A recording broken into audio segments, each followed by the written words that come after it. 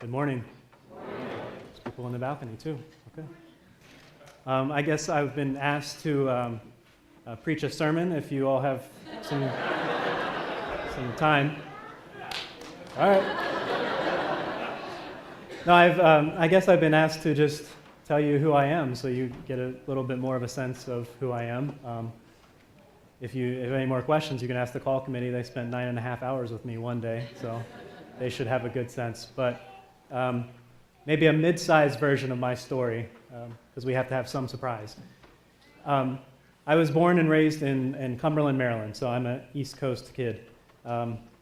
And I was born into the Lutheran Church. I've been Lutheran my whole life, and was very active in youth groups and musical groups growing up. My dad was a middle school band director, so there wasn't much choice in being involved in that. And so I still have family in Maryland. My parents and sister and uncle and grandfather are all still in Maryland, so go back there to see them now and then. After that, I went to the University of Maryland, same state, and changed some degrees around. I eventually ended up graduating with a degree in landscape management, and I'll get to that more in a minute. But while I was in college, it was a very large college, and I needed to find something to ground me. And what I found was the Lutheran campus ministry there, and that became a large part of who I was in my time in college as well. And my campus pastor, who just became a very deep mentor for me, and the relationship I had with her and the teaching and the encouragement she provided is really why I'm here today. And so I value the relationships that can be built between pastors and those who they're with. So after that, like I said, I got this degree I didn't know what to do with, and I ended up working in commercial landscaping for a while in the DC area, worked on my Spanish, and worked in that field for a fair amount of time. But I wasn't happy. I didn't like it. It was fun to do, but it wasn't my calling. And so one day while I was at work, I got a phone call from a church in that area, and they said, hey, we got your name from your campus pastor, and we're looking for somebody who would like to work with our youth group. Do you have an interest in youth? And I thought, no. I always thought it'd be music if it was anything. While I was in college, I was in charge of, I was a music peer minister, and I organized this group of musicians to play at churches and everything. So anyway, but I thought, okay, why not? I'm really not happy doing what I'm doing. So I went and talked to them, and I ended up serving as their youth director for about 4 years. It was a larger congregation. I started out working just with high schoolers, but then that expanded to all ages. I oversaw programs for everybody, helped coordinate volunteers and everything, and just had an absolute blast with that. I have to say, I definitely learned more from them than they probably learned from me, which I think is always the case. But I really valued the time I spent in that congregation. And it was there that I really felt that, okay, this is my calling, and this is what I need to follow. This is what God has intended for me to do. So I ventured off to seminary in Columbus, Ohio. I've been there for the past 4 years, more or less. It's a 4-year program. The third year of that program is an internship. And so I served in a congregation in San Antonio, Texas for that year. It was a great year. Ate a lot of good food. I got to know some really great people down there. Sweated a lot because it's too hot. So I'm glad to move a little north.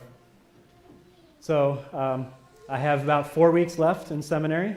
So I will graduate 4 weeks from yesterday. And I'm very excited about that and looking forward to what's next.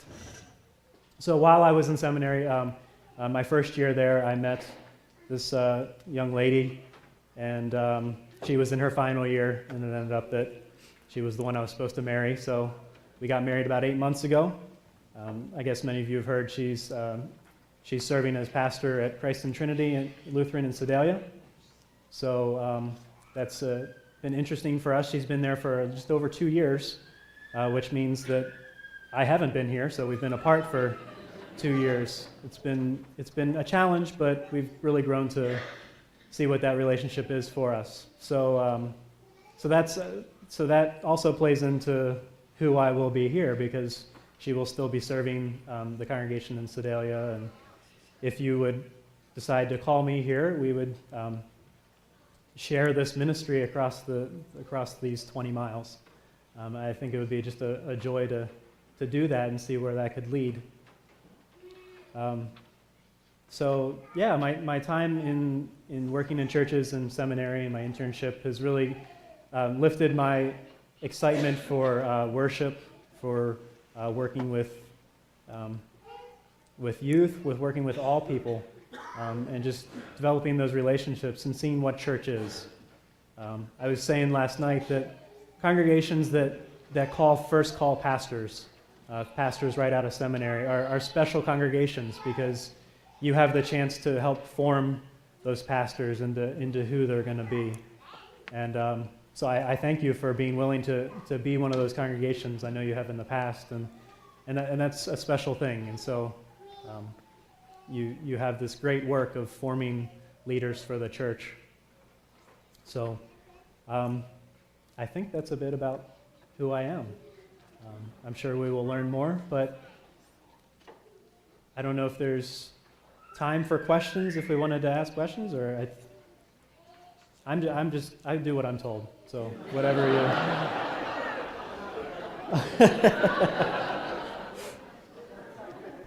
Don't tell them that. Right.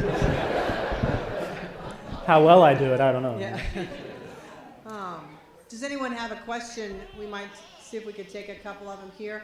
The reason that they decided to do this upstairs is because of our acoustics. Downstairs doesn't always allow for everything to be heard as well. So if anyone has, it's getting long and the kids are getting a little bit testy, but if there's a question or two, we'd be glad to take them. One of the other things that Stephen shared with me is, and I had learned this a couple months ago, we were at we sat around a table together in Lowman where we had a thing, and currently their seminary is in the search of a president, and he is one of 2 students who serves on that search committee, and it takes a lot of time, and right now they're in the countdown. They're trying to get the candidate chosen before the directors meet in May, and he's trying to finish school and keep his head focused too, and so it's a big time for you. And you also serve on the student council type thing, is that right? Yep. That's also, I did that too, and it's a great thing to be able to do. It's a great thing. Fun. Yeah. Anything else going on? Anybody questions? How do you feel about a rural community? Rural.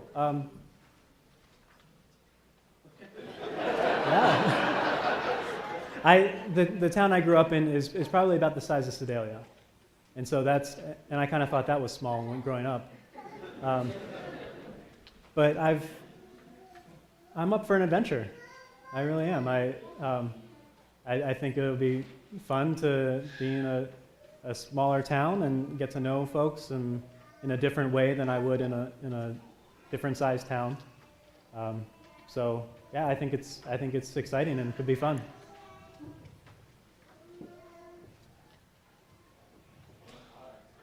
Yeah, you can't hide. Jim?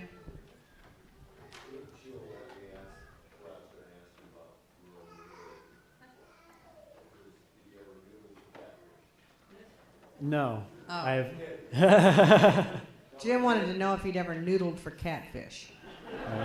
so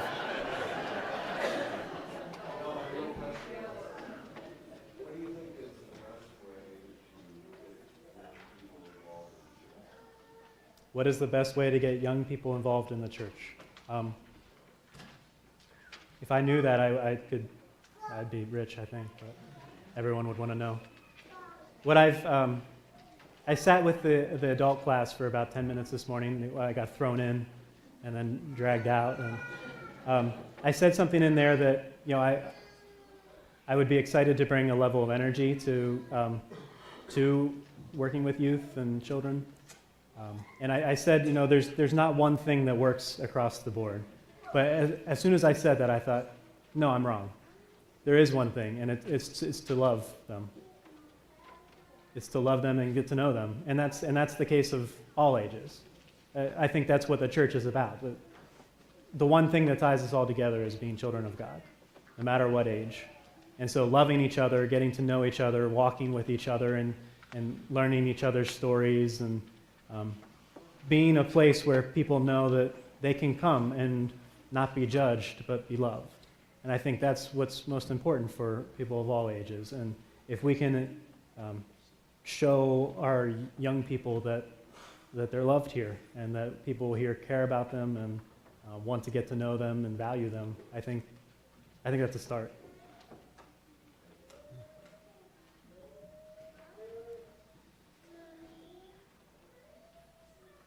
Are there any other questions?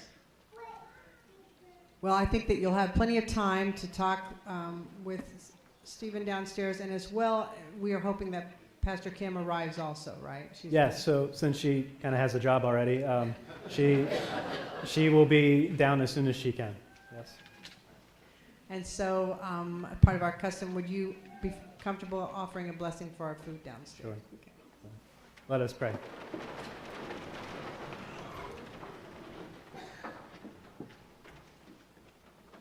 Good and gracious God, you're the source of all goodness and source of all things. We thank you for this time of coming together to worship, coming together to be fed, and coming together to learn and love. We thank you for this time, and we thank you for the food that awaits. Bless our meal as we can sit and chat and be fed so that we can go to serve. And guide us in our days, in our lives, in our walk with you, so that we may come back to love and serve you in the days ahead. We ask all this in the name of your Son, Jesus. Amen. Go in peace, serve the Lord. Thanks be to God.